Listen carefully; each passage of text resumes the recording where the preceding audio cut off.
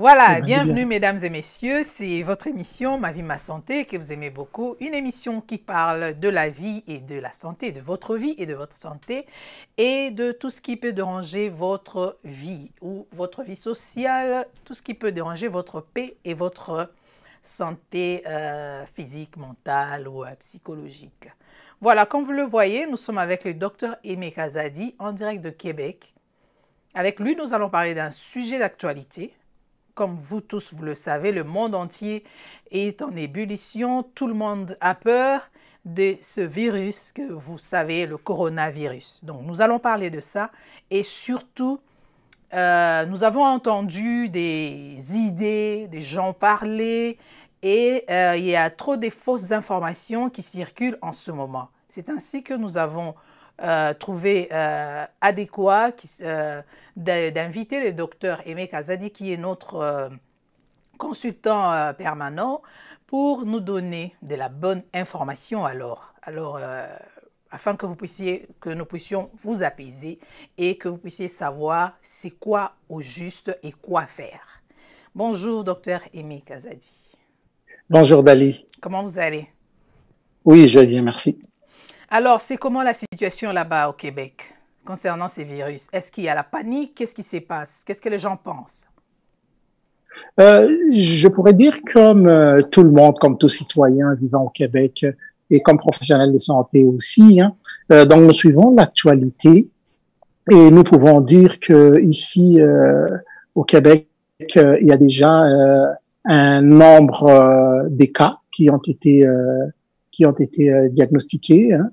Et il y a les autorités qui ont mis en place tout un système, je dirais que jusque-là qui marche bien, pour à partir des frontières, pour savoir les personnes qui peuvent être exposées, pour suivre ceux qui ont été exposés, pour mettre en quarantaine ceux qui doivent être mis en quarantaine, pour agir à tous les niveaux afin que la population soit protégée. Donc, la situation ici, je dirais, est bien plus au calme, mais comme vous aviez dit aussi, il y a toute forme des rumeurs qui circulent et les gens se posent aussi beaucoup de questions. C'est vraiment, ils sont dans leur droit, sachant que c'est une nouvelle maladie. Voilà, heureusement que vous êtes là, vous êtes spécialiste en santé publique et nous allons essayer, vous allez pouvoir nous aider tous ces gens qui nous suivent à enlever un peu ces fausses idées, ces fausses rumeurs, afin que nous puissions, afin que tout le monde soit un peu calme, parce que quand nous avons de la bonne information, ça aide aussi la population à se calmer et à ne pas paniquer. Voilà. Alors, le numéro 1, on dit que le coronavirus est le virus le plus dangereux. Est-ce que c'est vrai? Je dirais d'emblée que c'est faux. Il y a plusieurs types de virus, Dali. Et dans les groupes de virus, le coronavirus, celui qu'on a, c'est en fait depuis une vingtaine d'années, c'est le troisième virus de la famille, si je peux parler, des coronavirus qui vient entraîner une épidémie avec une maladie qui s'étend par rapport aux personnes qui sont exposées. Donc, ce n'est pas la maladie ce n'est pas les virus les plus dangereux. Une petite comparaison. Si je prends le virus à Ebola, le virus de la maladie Ebola, donc aux fièvres hémorragiques, c'est un virus qui, lorsqu'on regarde les chiffres, je vous donne un exemple, un plan pour bien voir, la dernière épidémie au Congo, par exemple, qui est encore en cours presque à la fin, sur les 3000 quelques cas qu'on a diagnostiqués, il y a à peu près 2244 morts. Donc, à peu près 40 à 66% des personnes infectées décédées, alors que pour ce coronavirus, on n'est pas rendu à ce niveau-là. Donc, on ne peut pas dire que c'est les virus les plus dangereux du monde. Seulement, c'est un nouveau virus. OK. Porter un masque protège contre les virus. Est-ce que c'est vrai? Il y a deux informations à donner. Premièrement, je dis que ça donne porter un masque donne une fausse sécurité, sensation de sécurité. La personne qui porte un masque croit qu'il devient invincible. C'est faux. Deuxièmement, c'est par rapport au type des masques. Les masques habituels, qu'on appelle masques de procédure, qu'on peut avoir en pharmacie ou partout ailleurs, ou bien lorsque vous allez à l'hôpital, il y a toujours une boîte qui est mise là pour que si vous toussez, vous puissiez mettre. Ces genres de masques a été conçu pas pour protéger les gens malades. Ça a été conçu pour que les gens qui sont malades, qui présentent la toux et les symptômes, ne contaminent pas les autres. Donc, protège ceux qui sont sains. Mais on ne peut pas utiliser un tel masque pour porter et se protéger. Ça n'a pas été conçu pour ça. Deuxièmement, pour le personnel qui est à l'hôpital, il y a un masque particulier qu'on appelle le N95. Ce masque-là est essentiel au personnel qui soigne parce que lorsqu'ils soignent, ils sont plus exposés c'est ce masque-là qui permet à ce personnel qui soigne de se protéger. Et on sait que porter ce masque-là demande d'être passer par un test qu'on appelle un test d'ajustement du masque pour que l'étanchéité autour de la bouche soit et autour de la face soit parfait afin que rien ne passe. Donc, je dirais encore une fois, porter un masque, ça donne juste une fausse sécurité. Une fausse sécurité. OK. Alors, seuls les Chinois et les Asiatiques sont plus vulnérables à avoir le coronavirus. Une fois encore, ça c'est vraiment une information qui fait pas du sens. Oui, on sait que le coronavirus a commencé, cette épidémie ici a commencé en Chine, dans la province de Hubei, essentiellement dans la ville de Wuhan, autour d'un marché de fruits de mer et d'animaux vivants. Et cette ville-là compte à peu près 11 millions de personnes.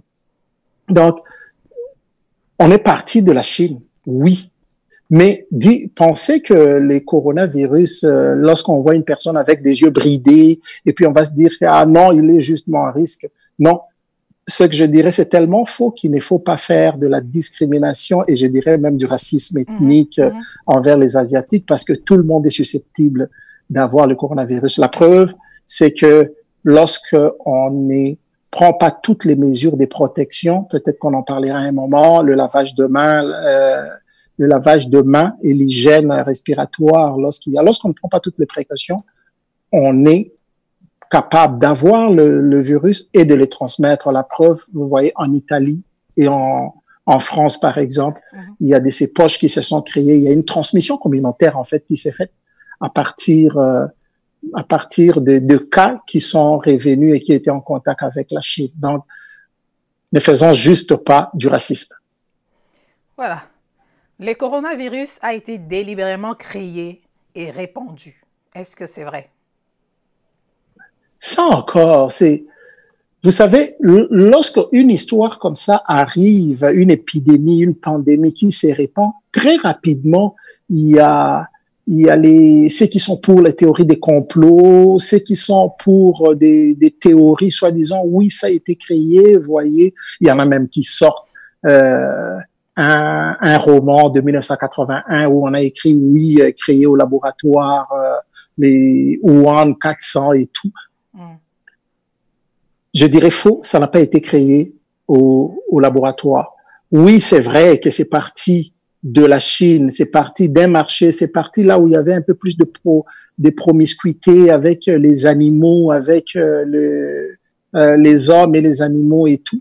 Mais ça n'a pas été créé comme une arme ou quelque chose comme les gens peuvent penser. Avoir le coronavirus équivaut à la peine de mort. Vrai ou faux?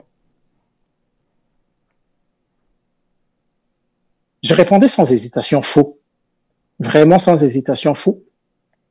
Parce que le coronavirus, comme la première question qu'on a parlé du virus le plus dangereux, non, le coronavirus n'est pas le virus le plus dangereux. D'ailleurs, je dirais que les données qu'on a actuellement, c'est des données qui sont en pleine évolution. Chaque jour, il y a des nouvelles données qui rentrent, les scientifiques scriptent à des petits niveaux toutes ces données-là, et il y a des articles qui sont produits au jour le jour pour bien comprendre tout ce qu'il y a autour du coronavirus. À l'heure actuelle, par exemple, suivant les régions et tout, on s'est dit, lorsqu'on a 100 personnes qui ont le coronavirus, 2% meurent. Mais ce qu'on ne dit pas, c'est que si 2% meurent, ça veut dire que 98% ont la chance et ne meurent pas. C'est la face qu'on ne voit pas et qu'on ne dit pas non plus. Ah. Alors, puisque le coronavirus vient, le premier cas a été découvert là-bas en Chine, dans cette ville où il y a la promiscuité des animaux, les humains. Donc, les gens pensent que cela provient de la soupe de chauve-souris et du pâté chinois. Vrai ou faux? Je dirais, ça me fait rire parce que, juste pour vous dire, le pâté chinois, les noms, ça veut dire pâté chinois, mais en réalité, le pâté chinois n'est même pas une recette chinoise. Hein. C'est vraiment un plat québécois qu'on appelle pâté chinois. Mais juste le nom chinois là-dedans, actuellement avec le coronavirus, les gens font des liens comme ça en pensant que oui, c'est parce qu'on a mangé telle ou telle chose, c'est parce qu'on va aller dans Chinatown parce que on sera contaminé. J'avais déjà dit non au racisme et tout à la discrimination. Faux, il n'y a rien à voir entre le coronavirus et toute cette alimentation, la pâté chinois, soupe, chauve-souris et tout. Vous pouvez contracter la maladie en ouvrant un colis venant de la Chine. Vrai ou faux? Ça encore, c'est une d'informations qui circulent et que même les gens qui commandaient des articles sur net avec des colis venus de Chine, les gens ont eu peur. Ont peur d'acheter maintenant les histoires en ligne, des choses venant de la Chine. Ouais. Ça encore, je dirais sans hésiter que c'est faux. Donc, si vous faites vos achats normalement, comme vous avez l'habitude de le faire. Jusqu'à preuve du contraire, à la connaissance actuelle et vu la durée du virus en dehors du corps humain, il n'y a aucune preuve jusqu'à l'heure actuelle disant que on va contracter le virus ou la maladie par un colis envoyé. Non, ça se contracte vraiment pour le moment par des contacts étroits. Lorsqu'on dit contact étroit, si je suis ensemble avec une personne qui a été malade, oui, je peux le contracter. Si je vis dans la même maison, si j'ai pris un transport avec la personne pendant des heures et que la personne ne s'est pas protégée, n'a pas porté un masque lorsqu'il toussait et que la personne a utilisé la personne a utilisé tout ce qu'il a pour faire sa protection et que je voyage avec une telle personne, oui, je peux facilement contracter la maladie. Alors, il y a une autre rumeur qui circule qui dit que les virus n'atteignent que les personnes âgées. Qu'est-ce que vous en dites? Non, je dirais faux. À l'heure actuelle, au début, on pouvait le dire parce que au début lorsque ça a commencé en Chine, il n'y avait que la maladie n'a été étudiée que chez les personnes ou n'a été remarquée que chez les personnes qui étaient les adultes, je dirais. Mais à l'heure actuelle, on sait que même les enfants peuvent contracter le coronavirus et que en le contractant, ils peuvent présenter un tableau qui est différent, qui est simple, mais tout le monde peut vraiment être atteint du coronavirus. Le coronavirus est le même virus que le SRAS. Vrai ou faux? Le SRAS, c'est ce qu'on appelle les virus respiratoires, du syndrome respiratoire aigu sévère. C'est celui-là qui avait causé en 2002-2003 une pandémie aussi. C'est aussi un coronavirus. D'ailleurs, par rapport au nom, lui, on l'appelle coronavirus 1. Celui-ci du COVID-19, on appelle coronavirus 2. Donc, c'est la même famille. Et il y a un troisième qui est ce qu'on appelle la maladie respiratoire du Moyen-Orient, qui est aussi un virus, qui est aussi un coronavirus.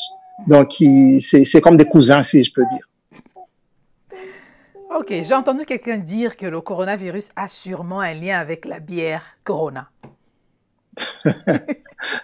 Rien à voir, même si dans certains pays, on peut remarquer que la vente de la bière a vraiment chuté, malheureusement, la vente de cette bière-là a chuté, mais le coronavirus n'a rien à voir avec la marque de bière Corona. C'est juste une coïncidence. Corona, ça veut dire en fait couronne.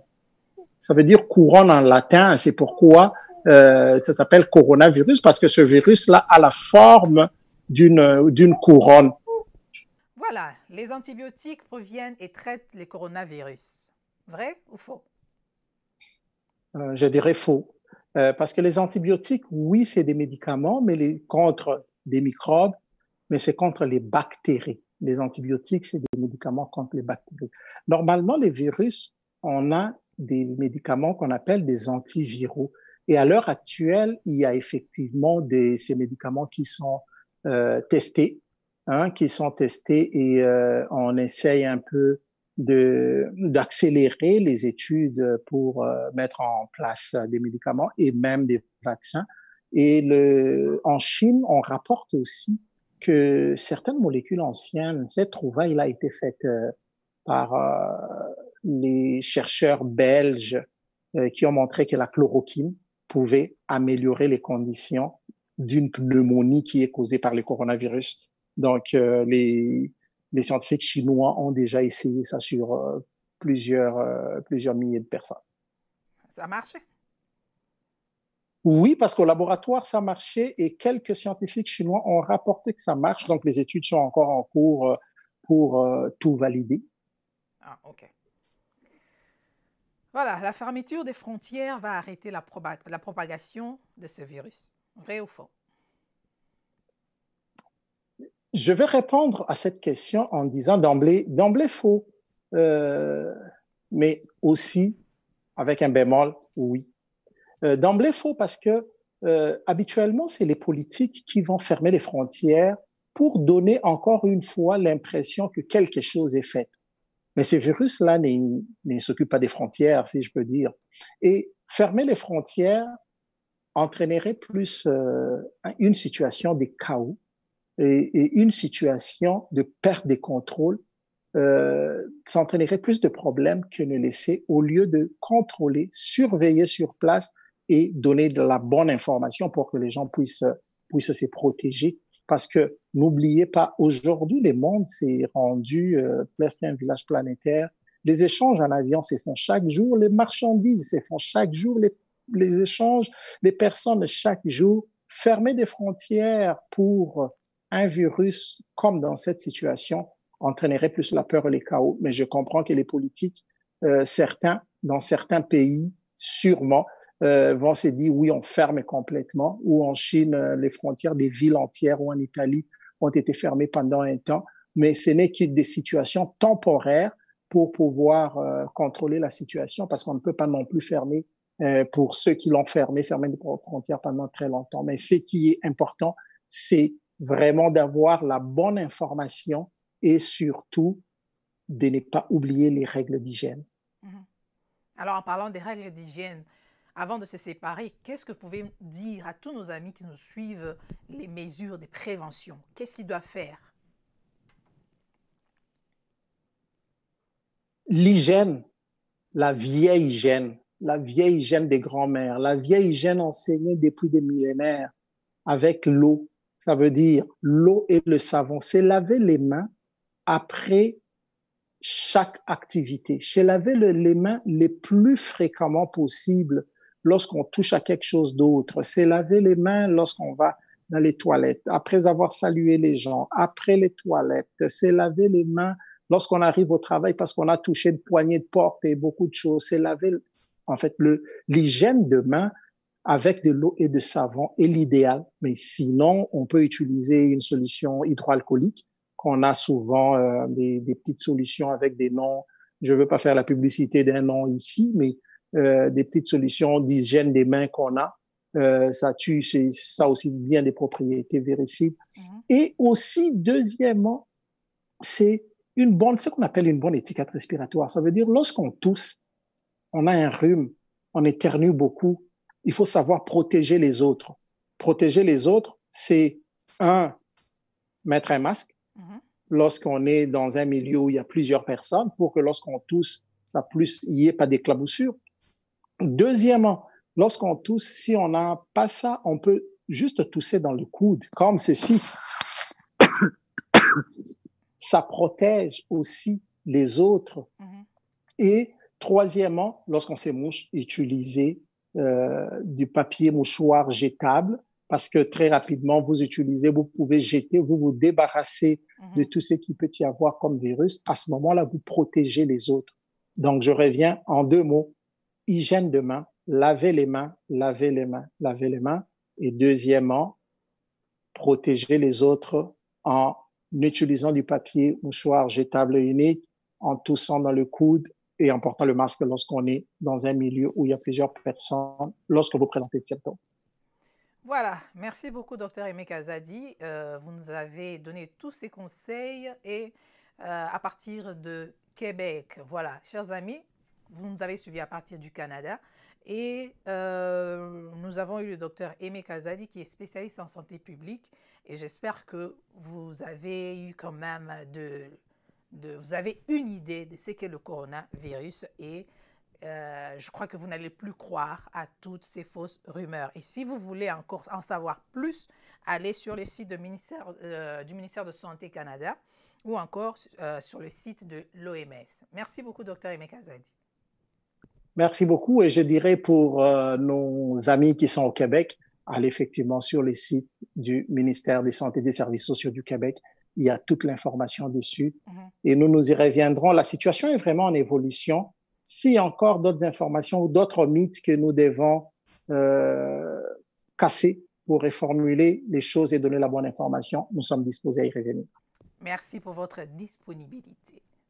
Voilà, chers amis, ceux qui ne sont Merci. pas encore abonnés, abonnez-vous et n'oubliez pas de cliquer la cloche qui est juste à côté pour recevoir des nouvelles vidéos à chaque fois que nous les postons ici sur notre chaîne.